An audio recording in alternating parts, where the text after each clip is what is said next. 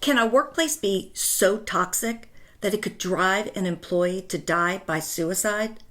I'm Karen Michael. You're listening to The Job Judge.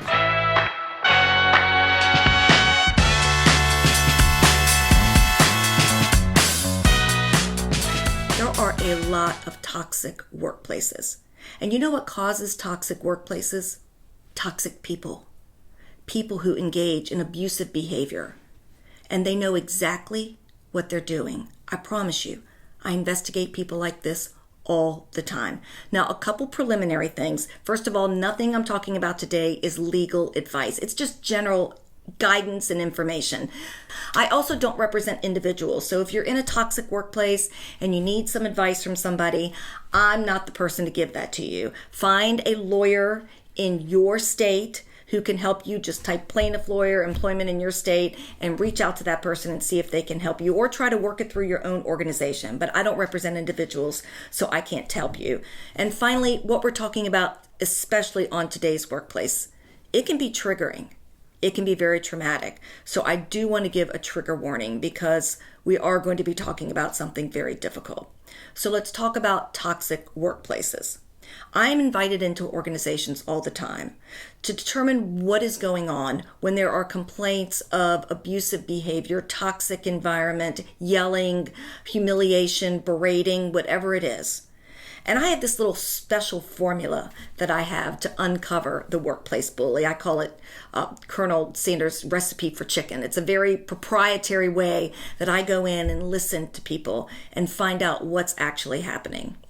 And the problem is too many organizations, when they get a complaint that's generic, that's kind of not like very specific, like sexual harassment, most organizations have a hard time understanding what that is. And many times they might ignore it, not understanding that there is a very serious issue happening in the workplace.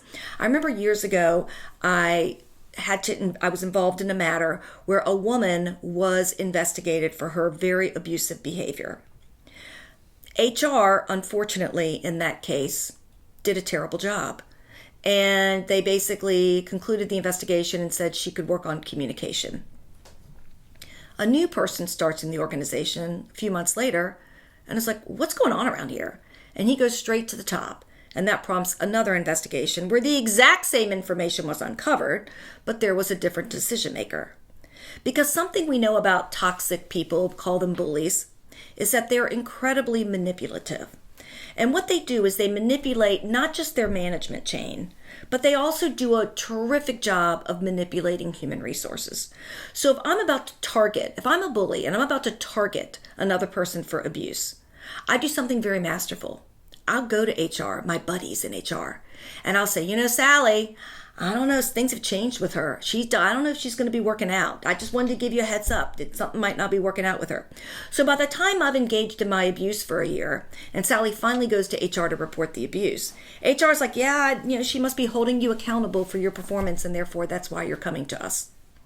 And the problem with uncovering workplace bullying and abuse is that there are a lot of employees that claim that there's abuse when there isn't. That doesn't mean they're lying. It's just they think that when the manager calls them in and says, Sally, you actually need to come to work on time. Sally, you need to turn in your work on time. Those conversations, that's not bullying. That's a really good manager. Managers with high expectations that hold employees consistently accountable and deliver private, constructive feedback to their employees, that's not a bully. But all the time, we get letters from employees. I'm in a hostile working environment. My manager's mean to me. That's not bullying. Bullying, how I know that there's a bullying environment, it's chaos. No one knows what the rules are. Everyone is scared to death.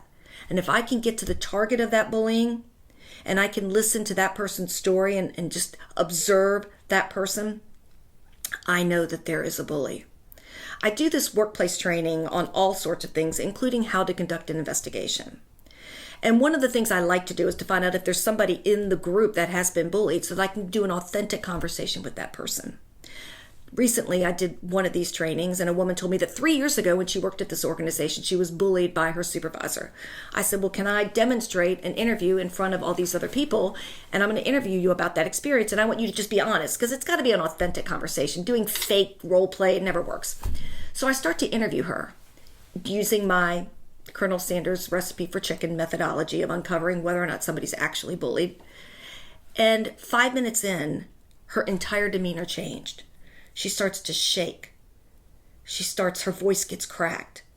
And you could just tell the trauma of 3 years earlier of what that woman had done to her was all coming back. That trauma was deep down inside. And I was like, stop this right now. We're not doing this anymore because we are not going to continue with your trauma.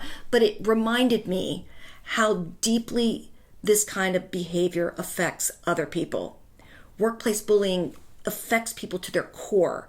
It changes their demeanor. It changes their their self-confidence, their sense of self-worth. Their whole family sees a change in them. That's what a bully does to people. And it's absolutely horrific. But even more horrific than that is allegedly, it has now reportedly caused 2 separate people in entirely different organizations to die by suicide. Now, these are just allegations. They've not been investigated, but this is what has been reported. An HBU administrator died by suicide. The school's president was then on leave. And the allegation is that the employee died by suicide after she made a claim that she was harassed and bullied in the workplace. The president of Lincoln University, this was from January of 2024, was placed on paid administrative leave following the death of the former vice president of student affairs, Antoinette Bonnie Candia Bailey. He was placed on leave after her suicide following her claims of being harassed and bullied. She served as the student affairs role at the university in Jefferson City, Missouri, up until January 3rd, 5 days before ending her life. According to the reports, she sent an email to the president and the Board of Curators, accusing them of, quote, causing, quote, enough harm and mental damage on the day of her death. The allegation is that she suffered from severe depression and anxiety and requested time off via the Family and Medical Leave Act and Americans with Disabilities Act. She stated her relationship with Mosley, the president, had gone downhill, and she disclosed her mental health condition. By the way, a lot of people who experience workplace bullying, who maybe in the past have never had anxiety, depression, high blood pressure, suddenly they have all of these medical issues. She says she was intentionally harassed and bullied because of her request. She's a black woman, and she claims race also played a factor. The president is white. Emails revealed that the Board of Curators president responded to her complaint by saying, quote, please be advised, the Board of Curators does not engage in the management of personnel issues for Lincoln University and will not be taking further action related to this issue. Well, who is? Whose job is it to make sure that this woman is not being bullied and harassed by her boss, if not yours? Talk to the hand? Is that the response that you give to somebody crying out for help?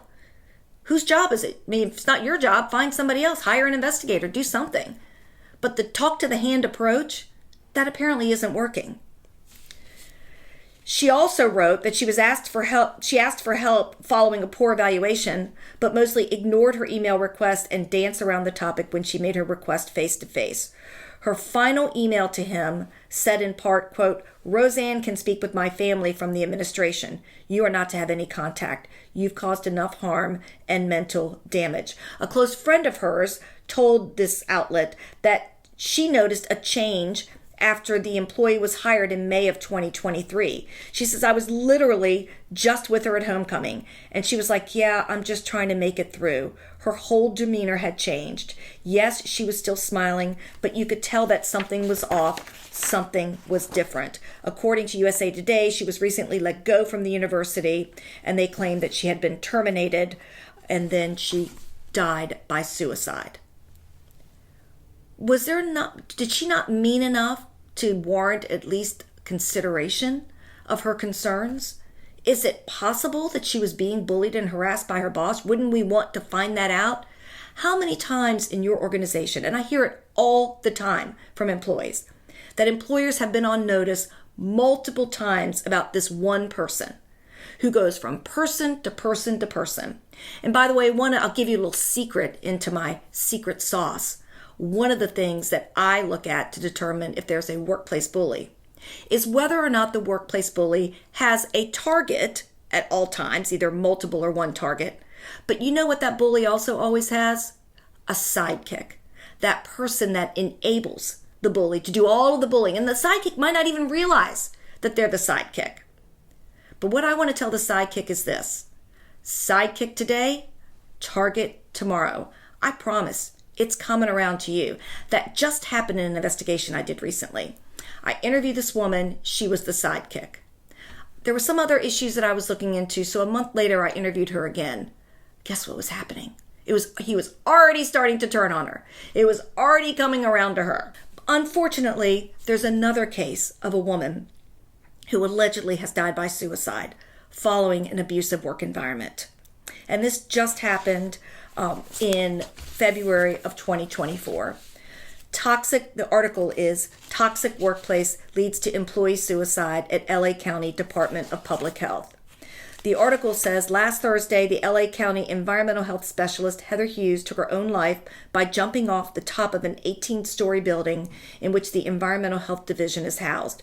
Co-workers speaking to this organization read state, on condition of anonymity, nobody wants to speak up, they're all afraid of retaliation. Due to fear of retaliation, say that she had been dealing with depression for some time and that the associate director, Brenda Lopez, denied her request for medical leave of absence despite it being recommended by her doctor. Again, allegations, not proven, not investigated, but allegations. But what isn't an allegation is that Heather Hughes died by suicide. That's not an allegation. That actually happened. What isn't an allegation is that Antoinette Bonnie Candia Bailey died by suicide. So we know that that's happened. The question is, could the workplace have prevented this? A written statement from a coworker told this news outlet, Hughes left a suicide note in her car accusing Brenda Lopez, environmental health assistant director, for her death. She accused Lopez, uniformly disliked by coworkers, of bullying, harassment, and not taking her needs and complaints about the division seriously.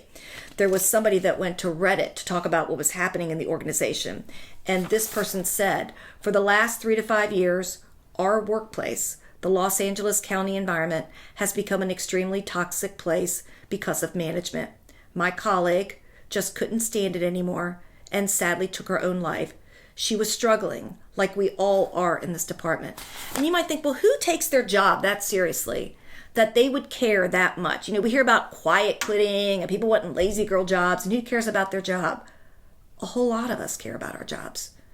A lot of our self-worth, our identity is built around what we do for a living. Our jobs matter. It's part of who we are.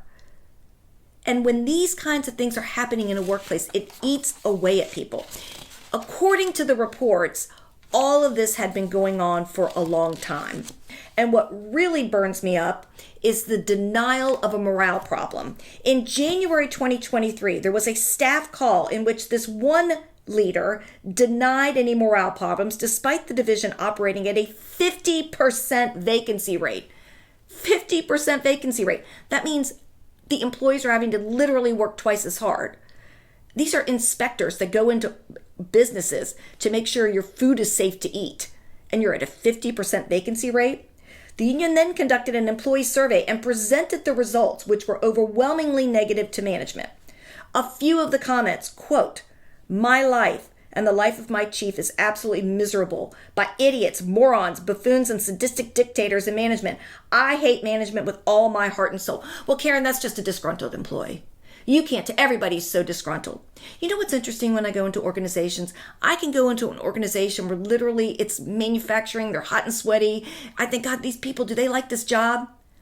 I interviewed somebody recently in a job, she'd been there 30 years, and the job is like a job you don't get paid a ton of money. It's exhausting. Interviewed a big group of people. Literally, if I went to my notes, every one of them said, when I said, How do you feel about your job? Rate your personal job satisfaction on a scale of 1 to 10. What do you love and what could go better? 99% of people say, I love my job. Most people like what they're doing. They're not all disgruntled people. They're disgruntled over the fact that their management, their leadership is toxic. A separate whistleblower sent a statement to the LA County Board of Supervisors along with the survey hoping for change. This is the most important part. For the past 5 years, management has turned the best job in LA County into the worst. Our workplace has become the most toxic cesspool of micromanagement, bullying, and retaliation. This has triggered a mass exodus from the environmental health. We are overworked, underpaid, and constantly abused and mistreated by management. When we attempt to relay our concerns, we are met with hostility by both management and HR. They bully and intimidate us when we try to make our workplace better. We are constantly and unnecessarily put in dangerous situations in our field of work. Our staff members have been verbally threatened and physically assaulted during inspections. There is zero morale among staff in my college, which is negatively affecting our workplace. Wouldn't you think that would have prompted some sort of a review, a workplace audit? No, apparently not. This person wrote, Hughes's death is one of the strongest indicators yet of a stressful working conditions that exist in our department. Constant turnover. People need to be held accountable for the department's deplorable, hostile workplace conditions, which has now culminated in a suicide. You might get a concern anonymously by a group of employees. The concern might come in third hand. However the concerns come in, do something. Hold these people accountable. Now, one of the things I do in my practice is I do workplace satisfaction audits where I'll parachute in, interview a percentage of staff or the whole staff, use my Colonel Sanders secret recipe to uncover what's going on, and then I'll tell you exactly what you have. And I don't rely just on what the alleged target of the bullying is happening. Those people can rarely articulate what has happened to them. They are so traumatized. It's extremely difficult for them to say, on this date this happened, on this date this happened, because it's happening all the time. They can't process, they can't categorize what has happened. My best evidence comes from the other employees because they see what's happening to this person. They see the humiliation, the berating, the disrespect. They see it, and it's breaking them up too. That's why there's a morale issue. The most important thing is don't do nothing. Do something to protect your employees from this kind of abuse, because you see, these are real consequences. These are real people. Now, whether or not their death by suicide was actually caused by bullying at work, we don't know for sure. I didn't do an investigation, but we know that 2 people have died by suicide, and the allegations are that it was because of the toxic work environment.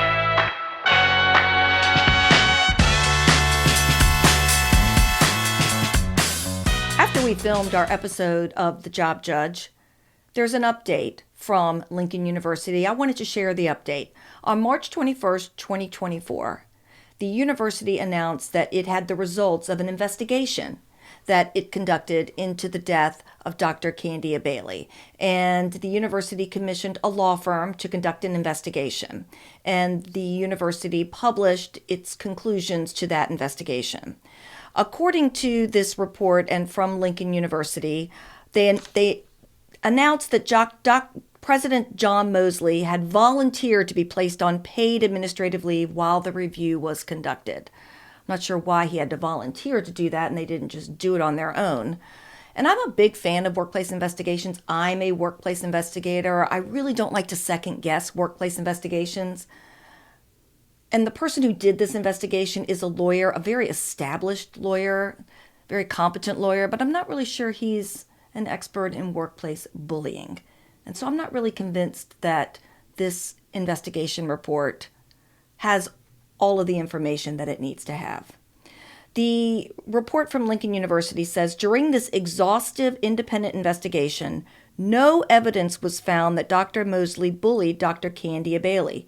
University leaders and President Mosley himself all confirmed that his communication style can be described as direct.